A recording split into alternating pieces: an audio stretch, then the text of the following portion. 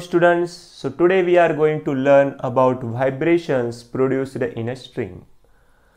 So in case of vibration produced in a string, here is a string is attached between two rigid supports. यहाँ पे एक string है, उसको हमने ये दो rigid support में क्या किया है, अटैच किया है. तो यहाँ पे अभी इस string को मैंने जो सेंटर पॉइंट है इसका वहाँ से प्लग किया, उसे ऊपर मैंने इस तरह से खींचा, तो यहाँ पे क्या हो गए, वाइब्रेशन प्रोड्यूस हो गए. ये जो वाइब्रेशन प्रोड्यूस हो गए तो यहाँ पे हमें इस तरह से एक वेव दिखेंगी. So basically what happen here, the incident wave will travel towards the this end and then reflected will come again in its opposite direction. So यहाँ पे जो फेज चेंज होगा वो कितना होगा, पाई रेडियन होगा. बेसिकली यहाँ पे जब हम प्लग करते हैं, इसे खींचते हैं, तब यहाँ पे क्या होता है, वाइब्रेशन जो प्रोड्यूस होता है उससे एक जो ट्रांसवर्स वेव प्रोड्यूस होगी, that transverse wave will travel at one of the end and it will reflected from that end. So जब ये इंसिडेंट वेव और रिफ्लेक्टेड वेव जो सुप्रीमपोज हो गए, जब एकत्र आएंगे तब हमें क्या मिलेगा, वहां पे स्टेशनरी वेव मिलेगा. इस तरह का जो वेव होता है वो क्या होता है, स्टेशनरी वेव होता है. तो ये जो एक सर्कुलर आपको दिखाई दे रहा है उसे हम क्या कहेंगे, लूप कहेंगे. So in this stationary wave here you can observe that here is a point which is known as antinode. ये क्या है, एंटी नोड है. ये पॉइंट नोड है और ये क्या है, नोड है. तो ये जो वाइब्रेटिंग लेंथ होगी, this vibrating length first we will denote by small L, और उसका जो डिस्टेंस होगा ये क्या होगा, लैम्बडा बाय 2 होगा. लैम्बडा बाय 2 क्यों होगा, लैम्बडा बाय 2? बिकॉज यहाँ पे नोड पॉइंट है और यहाँ पे नोड पॉइंट है. So the distance between two successive node that will be lambda by 2. यहाँ पे जो डिस्टेंस होगा वो क्या होगा, लैम्बडा बाय 2 होगा. ओके, तो ये हम जब चालू कर रहे हैं तो वहाँ पे हमें सबसे इंपॉर्टेंट यह जानना होगा कि यहाँ पे पर्टिकुलर ये जब स्ट्रिंग स्ट्रेच्ड होगी तो वहाँ पे जो टेंशन एक्ट होगा वो कैपिटल टी से हम दिखाएंगे tension. Okay, so capital T से क्या दिखाएंगे हम, टेंशन. ये जो वेलोसिटी होता है यहाँ पे वो होता है root T by small M. जो वेलोसिटी यहाँ पे हमें मिलेगा वो क्या होता है, in case of this equation you have to remember because we are going to use in every case. V is equal to root T by M where T is a tension and M is the linear density. तो यहाँ पे हमने क्या किया है, वो string को stretch किया है, तो वहाँ पे जब वाइब्रेशन प्रोड्यूस हो गए, velocity that is given by root T by M. जो M है वो क्या है, लीनियर डेंसिटी हम कहते हैं. M क्या है, लीनियर डेंसिटी. सी लीनियर डेंसिटी मीन्स क्या, मास पर यूनिट लेंथ. यहाँ पे स्मॉल m ये मास नहीं है, ये स्मॉल m क्या है, मास पर यूनिट लेंथ है. उसे ही हम क्या कहते हैं, linear density, which is denoted by here small m. तो small m is a linear density. Small m का फॉर्मूला क्या होगा, mass per unit length. So this we have to remember which we are going to use in every mode. जिस तरह से हमने pipe closed at one end और pipe open at both end में जो equation first mode, second mode, third mode के लिए find किए थे, सेम प्रोसेस हम अभी यूज करेंगे इन case of vibration produced in a string. So let's see, it's very easy and very important. So in case of first mode this diagram you have to draw.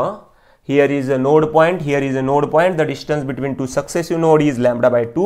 So we have L is equal to lambda by 2. So here you can say that the vibrating length is given by small l is equal to lambda by 2. और loop length, इसे आप loop length कह सकते हैं, vibrating length कह सकते हैं. ये स्मॉल l से मैंने डिनोट किया है, उसका फॉर्मूला लैम्बडा बाय 2 यूज किया है. लैम्बडा बाय 2 क्यों आया है, नोड और नोड में डिस्टेंस कितना होता है, लैम्बडा बाय 2 होता है. So the relation between velocity, frequency and wavelength क्या है, v is equal to n lambda. तो यहाँ पे हमें क्या मिलेगा, small n is equal to v by lambda. So now we are putting the values. v का जो वैल्यू है अभी मैंने मेंशन किया था, जो v का वैल्यू हम यूज करेंगे वो होगा root t by small m. v का वैल्यू क्या होगा, रूट t बाय m. और ये जो लैम्बडा का जो वैल्यू है, इस फॉर्मूला से आप लैम्बडा का वैल्यू निकाल सकते हैं. तो यहाँ से जो लैम्बडा का वैल्यू होगा वो क्या होगा, lambda is equal to 2l होगा। Okay, l is equal to lambda by 2 है तो लैम्डा इज इक्वल टू क्या होगा, 2l हो जाएगा। So here we are going to put this 2l। Okay, तो इसे ही हम लिख सकते हैं 1/2l root T by M, 1/2l root T by M. So here n is equal to 1/2l root t by m. So this is the equation for the fundamental frequency in case of vibration of stretched string. जो vibrations produced in a string है, ये जो stretched string है, ये जो equation होंगी उसे हम क्या कहेंगे, फंडामेंटल फ्रीक्वेंसी कहेंगे। So this equation is known as fundamental frequency. Okay, fundamental frequency, और उसे ही हम क्या कहेंगे, फर्स्ट हार्मोनिक, उसे ही हम क्या कहेंगे, first harmonic. So in this way we have the equation for the first mode, that is n is equal to 1/2l root t by m.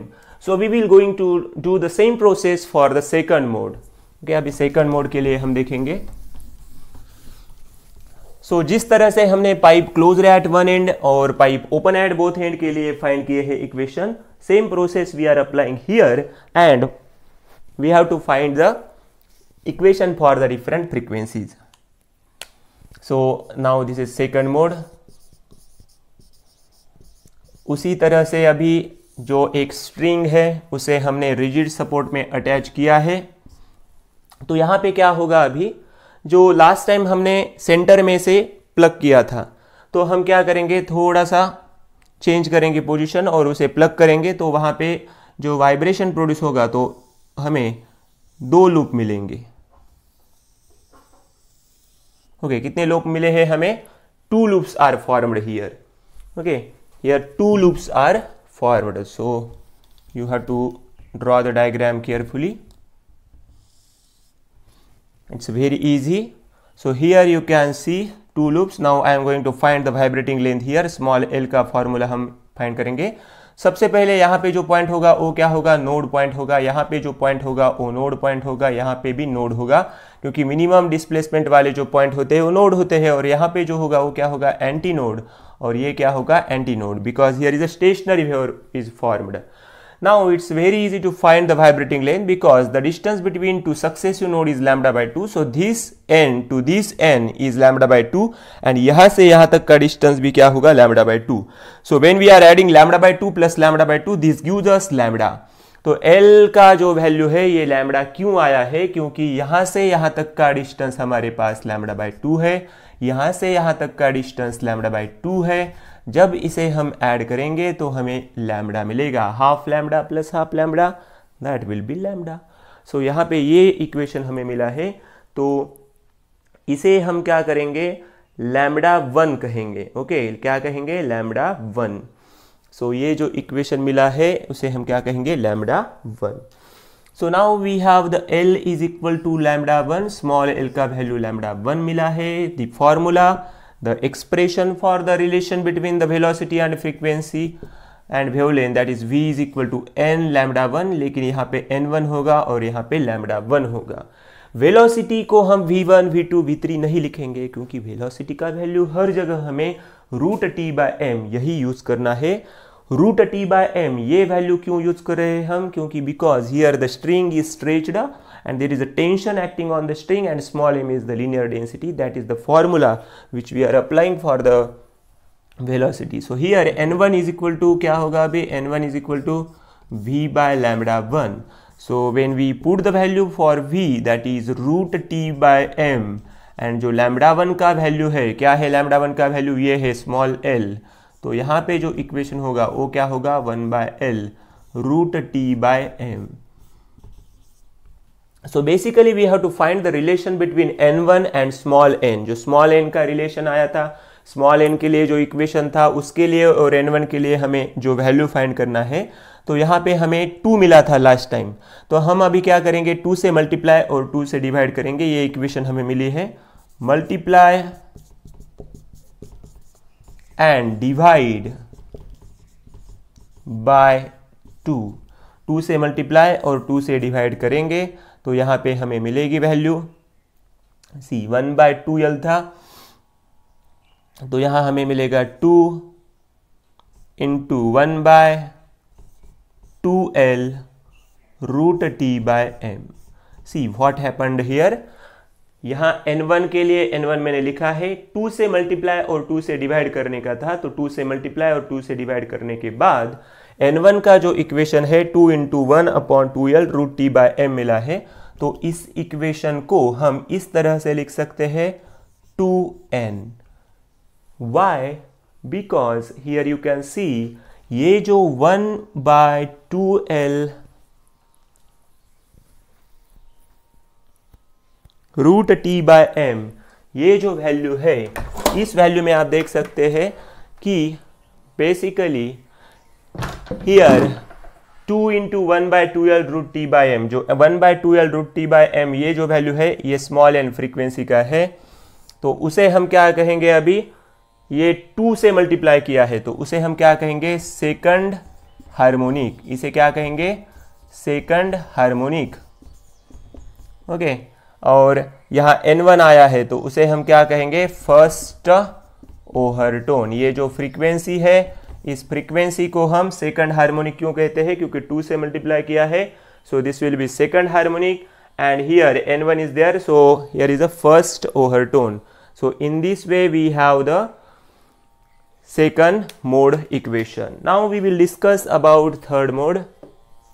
So in case of third mode, so similar process will be there, and now you can find this equation clearly because बहुत ही easy है। तो यहाँ पे हम करेंगे third mode के बारे में डिस्कस अभी। थर्ड मोड, सी हियर, यहाँ पे जो पॉइंट है, यहाँ पे जो पॉइंट है, तो यहाँ जो अभी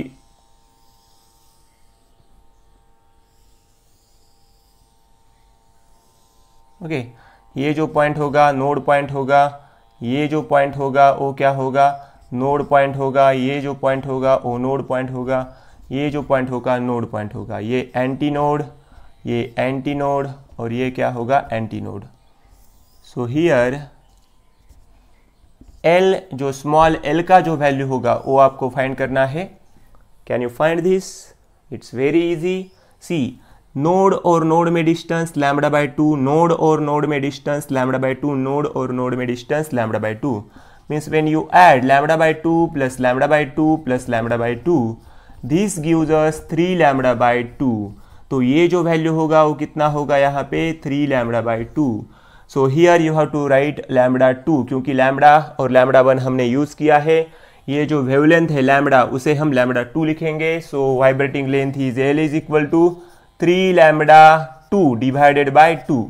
इस वेवलेंथ को हमने λ2 से डिनोट किया है। लास्ट टाइम हमने λ1 से डिनोट किया था और फर्स्ट मोड में लैम्बडा से डिनोट किया था। Okay, so now you can see here clearly. So this will be λ2 and here is 2L divided by 3. So the relation now, यहाँ से हम स्मॉल l से क्या फाइंड करते हैं, λ2 फाइंड करते हैं। उसके बाद एक रिलेशन यूज करते हैं v is equal to n2 λ2। ये साउंड वेव ये चैप्टर में हमने ये रिलेशन फाइंड किया था, हर बार ये रिलेशन यूज कर रहे हैं हम। v इज इक्वल टू क्या है, n लैम्बडा, यहाँ पे वेलोसिटी, यहाँ पे फ्रीक्वेंसी और यहाँ पे वेवलेंथ है। Okay, so for this we can write n2 is equal to v divided by λ2, v divided by λ2। now there will be n2 is equal to, put the value of v, जो v का value हमने हर बार use किया है, v का value है root t by small m। So यहाँ पे होगा root t divided by small m, और जो λ2 का जो वैल्यू होगा वो होगा 2l डिवाइडेड बाय 3। ये 3 ऊपर जाएगा तो हमें मिलेगा 3/2l root T/m।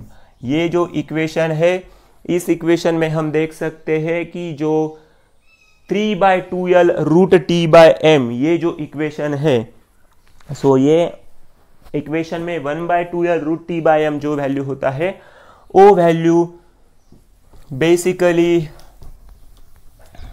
C here, इस इक्वेशन को हम लिख सकते हैं 3 into 1/2l root T by M. So इस इक्वेशन को हम लिखेंगे n2 is equal to 3n लिखेंगे। n2 is equal to 3n, यहाँ पे 3 है तो 3 को लिए 3 लिखा है हमने।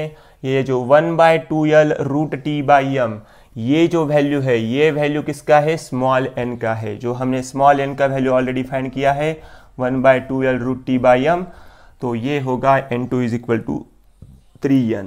Okay, so this is how we find the different modes of vibration in case of vibration of stretched string। so बहुत ही easy और interesting concept था।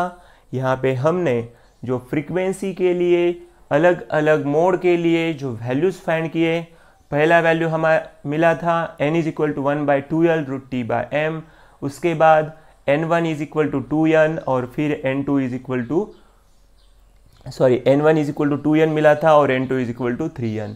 So in this way we learned about vibrations produced in the string। ये जो हमने अभी topic पढ़ा है, so बहुत ही interesting, and this topic, this concept is related to the like pipe closed at one end and pipe open at both end। Okay, so thank you very much।